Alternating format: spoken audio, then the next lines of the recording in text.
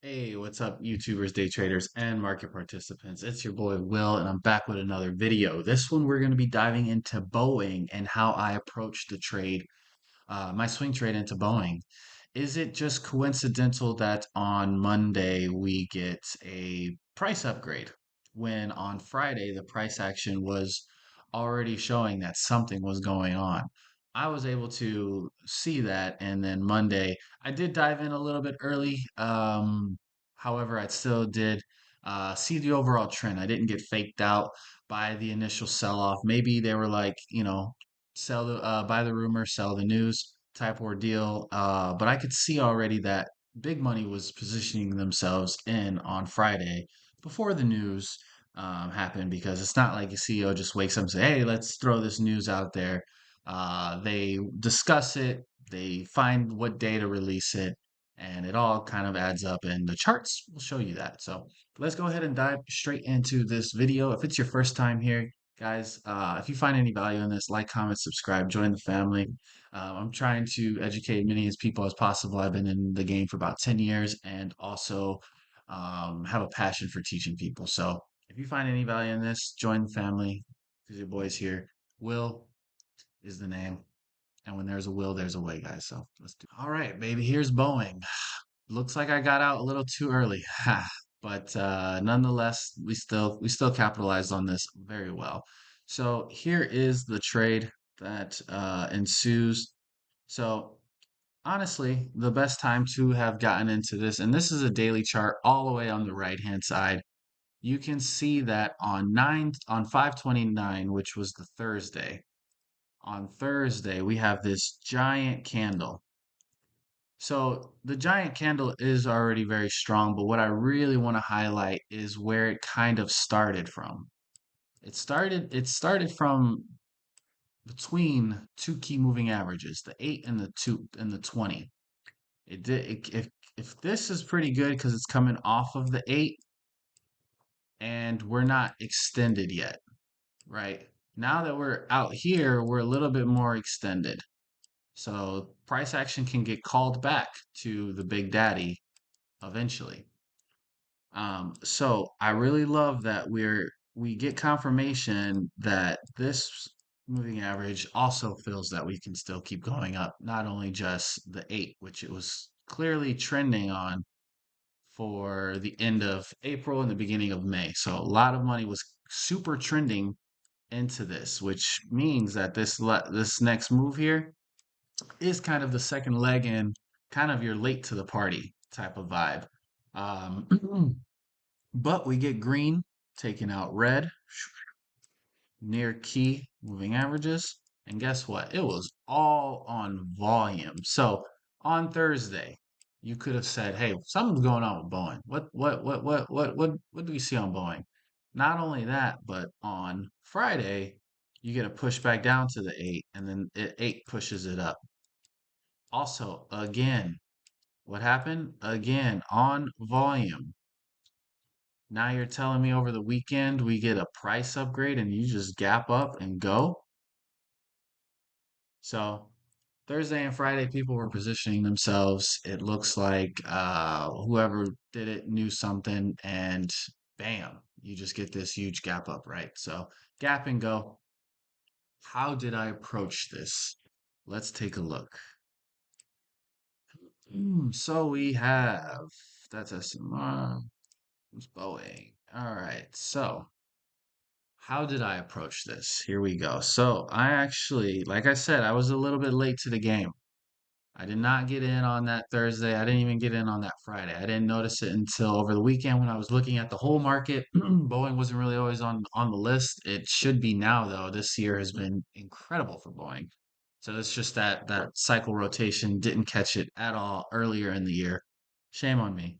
But now it's definitely on my radar now for this next year and 2 years because usually cycles like this last for yeah can go for a year to 2 years easily. Just look at some of them like Boeing when it started to go in a downward cycle, it got crushed for years. Now it could be an up cycle, it could be running for years. So we'll see. That's all to be determined. But so we get the news. I already had Boeing on my Boeing was already on my watch list. I wanted it. I few stocks were on my watch list Monday morning that I wanted if they were to gap down. Now you're telling me we have upgrade on it and it gaps up. I was like, oh God. So I was still patient though. So I waited after this 15, I waited after this 15, and then we finally touched the 8 here. And I was like, okay, cool. I dive in here. We still get a little bit more downward pressure, and then I see this 15 finally close and finish, and it has some strength. So I actually get in really close to the end of that 15-minute bar, and I kind of wait, let it do its thing, comes back up, breaks the highs of the day, and I am sitting at 31% profit. Can't go broke having 30% of your money returned to you, especially in one day, right? So boom, boom, boom, out. Then it pulls back. I don't really mess with it too much here. Oh, that was the ad here. I do sell a little bit more, and we get up to 43, and we get up to 46. It's still in the same day. I could have waited. I could have been a little bit more patient there for sure. Um, I just, yeah, I just could have been more patient. There was no reason to take those. Had I waited on this first trim, then maybe I could have just did two trims here at the 46 level. What then happens? It gaps up the next morning, giving you that first 15 minute. I got out at 2 more minutes before the 15-minute candle closes, giving me a 68%.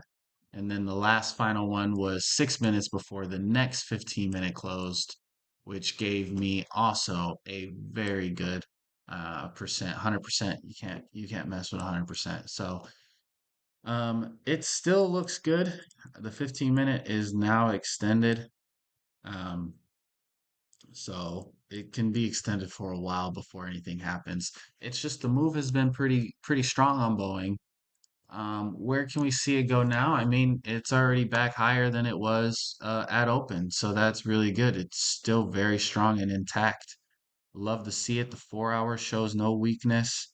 So technically, I should still have 10% of my uh, position in here and just protect myself under this, and just if I lose this bar, I'm out. But um, we're getting really extended now. So the reverse, I mean, this has the moving average down here hasn't even fully gone into 45-degree angle yet. So honestly, I could see a little bit more upside for sure in Boeing. Let's go to the weekly chart. Let's see what we got there. Love the weekly chart. Yeah, weekly chart, you're just off into the races. Really no. Yeah, oh, now you're actually into some key resistance areas because it looks like here, these shoulder tops right here. Yeah, they're at what does that show? It's kind of hard to see. 220. Yeah. 220, 218. So yeah, we're getting into some areas. So I could definitely see 220 being hit. Maybe it pulls back down and gives us another shot at 211 before we go back, or 210 before we go to 220. That would be nice to see. But that is going to be all for Boeing. I hope you guys were not affected by the gap up, and you just bought right away, hoping, you got all this good news. Boeing's doing this, Boeing's doing that, contracts here, tariffs this, we get upgrade, and on Monday you just punch long right away. You'd have had to endure it for the first you'd have had to endure that at least for the first 2 hours of just selling.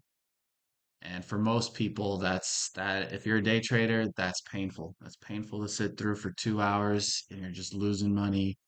And then you would have had to wait another, you would have had to wait another 3 hours just to get your money back and break even. Most day traders know as soon as you tried to perform that gap and go and it doesn't work, it feels like you got punched in the face really quick. You take your loss, you move on. But for some people, maybe they would be like, oh no, it's going to come back, it's going to come back, it's going to come back. It would be a struggle for your mindset and mentality on what kind of day Boeing provided to us on Monday. So, um, just kind of some insight on that. So I hope you guys enjoyed this one. This is what I'm doing. Not a suggestion for you to buy, sell, or hold. I am not a financial advisor, just someone who likes to look at charts, right? So I hope you guys found any value in the type of education I'm providing. So I hope you guys have a great one, and I'll catch you guys in the next one.